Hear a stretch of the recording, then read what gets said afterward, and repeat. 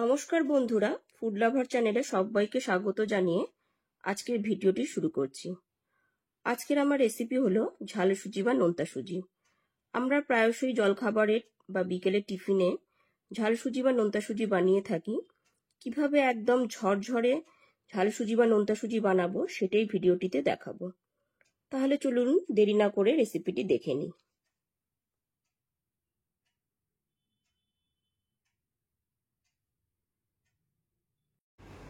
ঝাল সুজি বানাবার জন্য ইনগ্রিডিয়েন্টস হিসাবে নিয়ে নিয়েছি এখানে 2 টেবিল চামচ গাজর কুচি, 2 টেবিল চামচ ক্যাপসিকাম কুচি,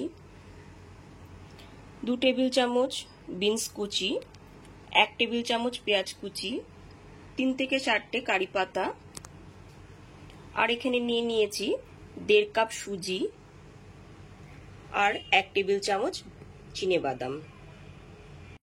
গ্যাসের ফ্লেমটা অন করে একটা কড়াই বসিয়ে দিয়েছি। কড়াইটা খুব ভালো করে গরম করে নিলাম। এরপর এর মধ্যে 1.5 কাপ সুজিটা দিয়ে দিলাম।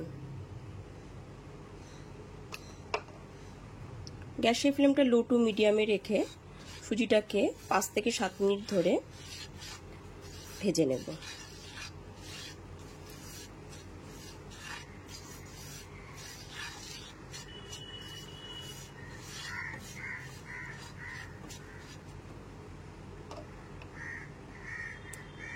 গ্যাসের ফ্লেমটা লো টু মিডিয়ামে রেখে শুকনো কড়াইতে সুজিটাকে এরকম হালকা করে ভেজে নিতে হবে।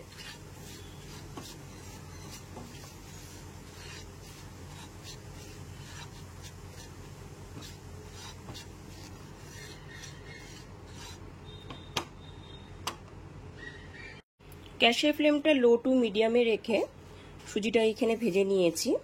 এবার গ্যাসের ফ্লেমটা অফ করে দেব। তারপর সুজিটা একটা প্লেটে তুলে নেব। সুজিটা ভেজে একটা প্লেটে তুলে নিয়েছি। সুজিটা ভেজে নেওয়ার পর ওই একই কড়াইতে দিয়ে দিলাম 2 টেবিল চামচ সাদা তেল বা রিফাইন্ড অয়েল। তেলটা খুব ভালো করে গরম করে নিয়েছি। এরপর এর মধ্যে 1 টেবিল চামচ চিনেবাদাম দিয়ে দিলাম। গ্যাসের ফ্লেমটা লো টু মিডিয়ামে রেখে ক্রমাগত নাড়াচাড়া করে চিনেবাদামটাকে ভেজে নেব।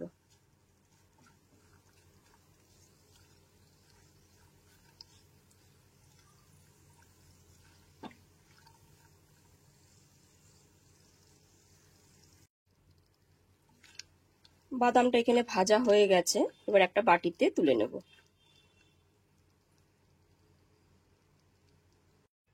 বাদামটা একটা বাটিতে তুলে নেবার পর এবার ফোড়নে দিয়ে দেব 1/2 টিস্পুন সর্ষে আর 2টো শুকনো লঙ্কা।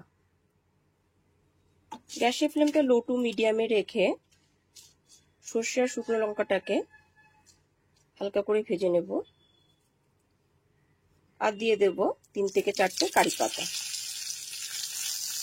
গ্যাসের ফ্লেমটা এখানে লোতেই রেখেছি।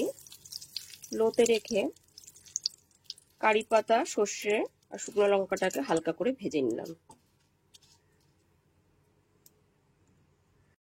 এইখানে কারি পাতা, সর্ষে আর শুকনো লঙ্কাটা হালকা করে ভেজে নেবার পর দিয়ে দেব 1 টেবিল চামচ কুচনো পেঁয়াজ। গ্যাসের ফ্লেমটা এখানে লোতেই রেখেছি। পেঁয়াজ কুচিটা দিয়েও হালকা করে ভেজে নেব।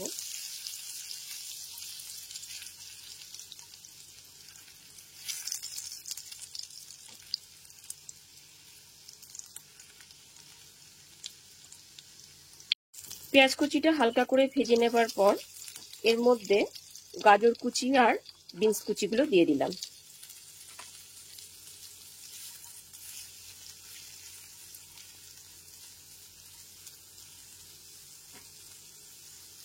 গাজর কুচি আর বিনস কুচিগুলো দেওয়ার পর দিয়ে দেব ক্যাপসিকাম কুচি।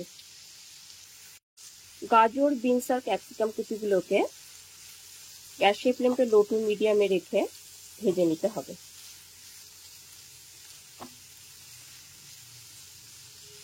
তিন থেকে 4 মিনিট ধরে খুব ভালো করে ভেজে নিতে হবে।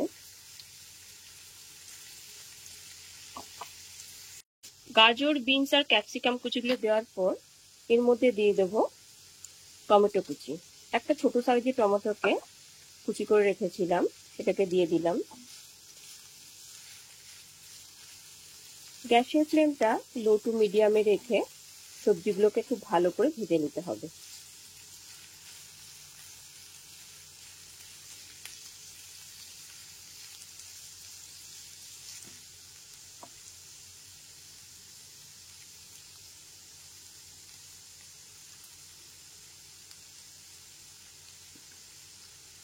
এরপর এর মধ্যে দিয়ে দিচ্ছি কাঁচা লঙ্কা কুচি। একটা কাঁচা লঙ্কাকে আমি কুচি করে রেখেছিলাম, সেটাকেও দিয়ে দিলাম। তবে ঝালটা আপনাদের পছন্দ মতন দেবেন। দিয়ে দিলাম স্বাদ মতো লবণ। লবণটাকেও সবজিগুলোর সাথে ভালো করে মিশিয়ে নিচ্ছি। লবণটা দিয়ে মিশিয়ে নেবার পর দিয়ে দেব হাফ টিস্পুন মতো হলুদ গুঁড়ো। হলুদ গুঁড়োটা দিয়েও খুব ভালো করে মিশিয়ে নিলাম। সবজিগুলো যাতে খুব তাড়াতাড়ি নরম হয়ে যায়, ওই জন্য গ্যাসের ফ্লেমটা লো টু মিডিয়ামে রেখে 1 থেকে 1.5 মিনিটের জন্য ঢেকে দিলাম।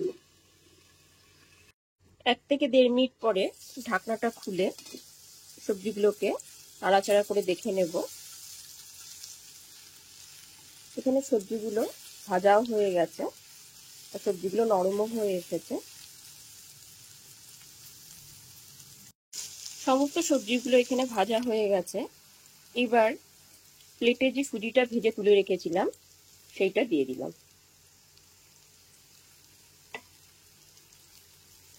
সুজিটা দেওয়ার পরে সমস্ত সবজির সাথে 2 থেকে 3 মিনিট ধরে খুব ভালো করে মিশিয়ে নেব। গ্যাসের ফ্লেমটা কিন্তু এখানে লোতেই রেখেছি।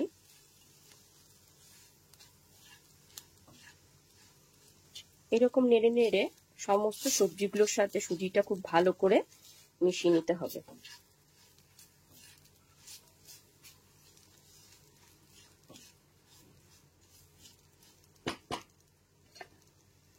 সুজিটা দিয়ে খুব ভালো করে মিশিয়ে নেবার পর এবার অল্প অল্প করে জল দেব। অল্প অল্প করে জল দেব আর সুজিটার সাথে খুব ভালো করে জলটা মিশিয়ে নেব। একেবারে কিন্তু সবটা জল দিয়ে দেব না।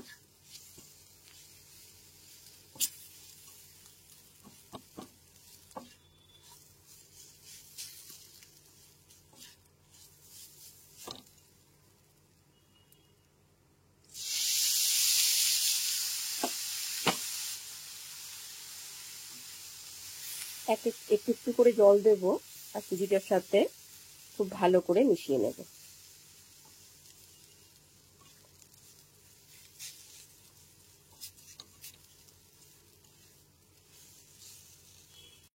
এইবার দিয়ে দেব 1 চামচ চিনি। চিনিটা দিয়েও খুব ভালো করে মিশিয়ে নেব। যেহেতু সুজিটা একটু মিষ্টি মিষ্টি হবে, ওই জন্য 1 চামচ পরিমাণ চিনি দিয়ে দিলাম।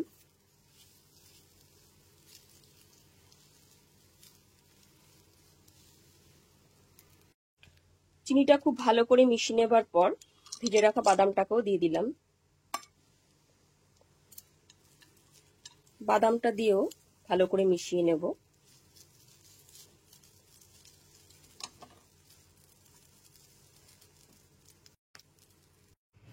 বাদামটা দিয়ে খুব ভালো করে মিশিয়ে নেবার পর সুজিটা আরেকবার নেড়ে নিচ্ছি। সুজিটা বানাতে এখানে কিন্তু হাফ বাটি পরিমাণে জল ব্যবহার করেছি, বেশি জল কিন্তু এখানে ব্যবহার করিনি। যেহেতু জলটা অল্প অল্প করে দিয়ে খুব ভালো করে মিশিয়ে নিয়েছি, ওই জন্য সুজিটা একদম ঝরঝরে হয়েছে। এবার গ্যাসের ফ্লেমটা অফ করে দিচ্ছি। ফাইনালি রেডি হয়ে গেছে ঝাল সুজি বা নোনতা সুজি। এবার পরিবেশন করব। আমার এই রেসিপিটি যদি আপনাদের কাছে ভালো লেগে থাকে তাহলে অবশ্যই এটি লাইক করবেন আর কমেন্ট করে জানাবেন আমাকে আমার রেসিপিটি আপনাদের কাছে কেমন লাগলো। আর আমার চ্যানেলে যদি নতুন বন্ধু হয়ে থাকেন তাহলে চ্যানেলটা সাবস্ক্রাইব করে নেবার অনুরোধ রইল। আর পাশে থাকা বেল আইকনটি অবশ্যই প্রেস করে দেবেন, কারণ আমি চ্যানেলে যখনই কোনো নতুন রেসিপি দেবো আপনাদের কাছে তাহলে খুব তাড়াতাড়ি পৌঁছে যাবে। আজকে তাহলে এই পর্যন্তই, আবার হাজির হয়ে যাব নতুন কোনো রেসিপি নিয়ে। ভালো থাকবেন, সুস্থ থাকবেন, ধন্যবাদ।